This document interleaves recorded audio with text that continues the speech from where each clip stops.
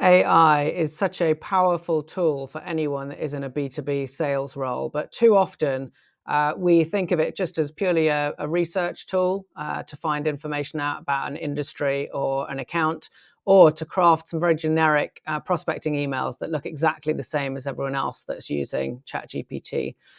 In this short video, I want to give you an example about how you can use AI for other aspects of the sales role. And in this specific example, qualifying an opportunity that has come into your pipeline, maybe through an event, maybe it's come in through an SDR, and you're trying to understand whether you should allow this into your pipeline and it is worth your resources and the company's resources to work on it. And a key output of this is going to be the qualification canvas, which is a very useful tool, easy for just figuring out whether you should invest the time. It's got two axes. The top to the bottom is this thing important to the customer or not important to the customer? And on the left to the right, things that we don't do to things that we do. So as you're going through a customer's requirements, ideally, you want to find more and more things that are both important to the customer and things that you do, therefore it's a good fit, versus the customer's asking for a lot of things that you don't do, and they're not even that important to the customer, in which case you probably want to validate or qualify that out to the customer. So I'm using a platform called Claude here. If you're familiar with ChatGPT, then Claude is the same vein. It's a chat-enabled large language model, in fact, founded by a number of people that used to be at OpenAI.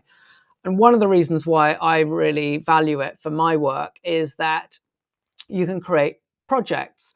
And the concept of a project is that you can load up that project with some guidance, some instructions, some advice, some pre-existing knowledge. And that means that every other chat that you have within this project already contains that context. It means that when you are asking things, you don't need to go through all of the background of, you are acting as my sales manager, you're going to guide me through this process, because it's already there. So there's two things that I've added into this project. Now, the first is the qualification canvas, so that diagram, that PDF that I showed you a minute ago. And the second are some qualification guidelines. And this is specific to the specific company that you work in. So within that, I've provided instructions about the company that I work for. I've provided guidance about the sales process and our qualification criteria, and also the types of questions that I want the qualification tool to ask me as if it was my sales manager. Now, for the purposes of this example, I'm going to imagine that I work at DocuSign as an account executive. Everyone's familiar with e-signature, and certainly salespeople are very happy to be using DocuSign and get contracts signed. So you understand the solution. And then in terms of the opportunity, I'm just imagining it's BP, the energy company. They are a large global company, and they probably have lots of reasons why people need to sign documents. So this is purely hypothetical and not based on anything in reality. So to start with, I'm just going to start asking the opportunity qualification tool to help me. Can you help me to qualify a new opportunity?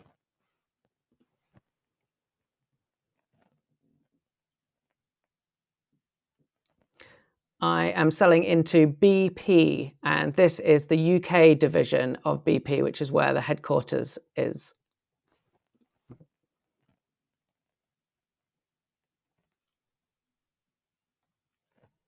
I'm speaking to Emily, who is the head of learning and development.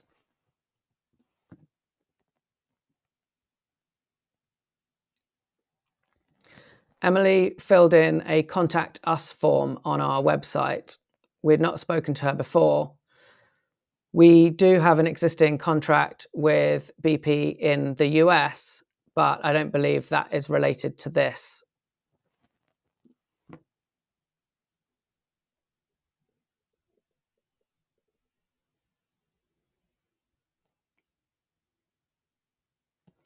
Emily mentioned it was to do with their learning and development team. BP has to run a lot of mandatory training to deal with compliance, anti-bribery, and health and safety. And I understand this is to do with getting confirmation from attendees that they have attended and understood the content they were provided with.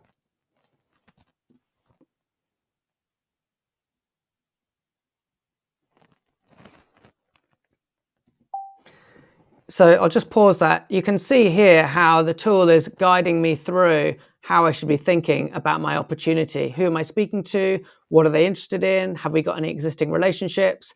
We're now moving on to the timelines and what the impact of that is. So I'll carry on the conversation a little bit just for a few more, and then we'll see if we can get that qualification canvas developed. It sounded pretty urgent. Emily said that they have a regulator meeting in June 2025, and this needs to be in place by then. We have not had the chance to discuss whether it is affecting their operations or have a financial impact yet, although I would expect the regulator would fine them if they did not meet that June 2025 objective.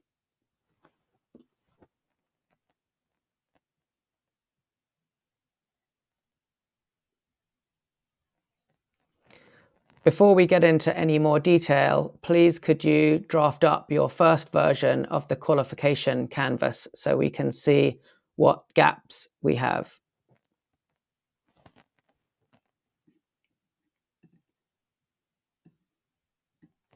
Qualification.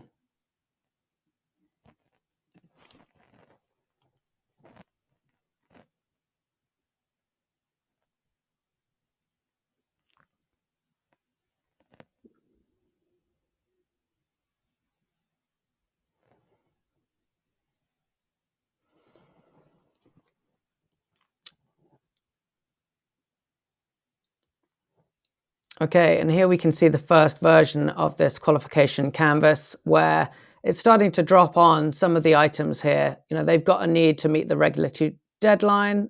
They need some e-signature capability. They need something that helps them with their compliance. And then we've got a couple of red dots here, unknown budget, and we've got limited stakeholder access so far. That said, we haven't even dived into the conversation properly yet. And so as we continue that conversation, this canvas will get updated and some of these additional dots will get moved around. But you can see here, just in this example, and of course it's hypothetical, so I'm having to make up some of the details, but the tool is going to guide you through some of the conversations that you would be having with a manager, but you're able to do it on your own. And that means that when you do then have that meeting with your manager, or you're deciding with senior leadership why this opportunity should be invested in, you've got some clear and detailed thinking about why you've made your decision.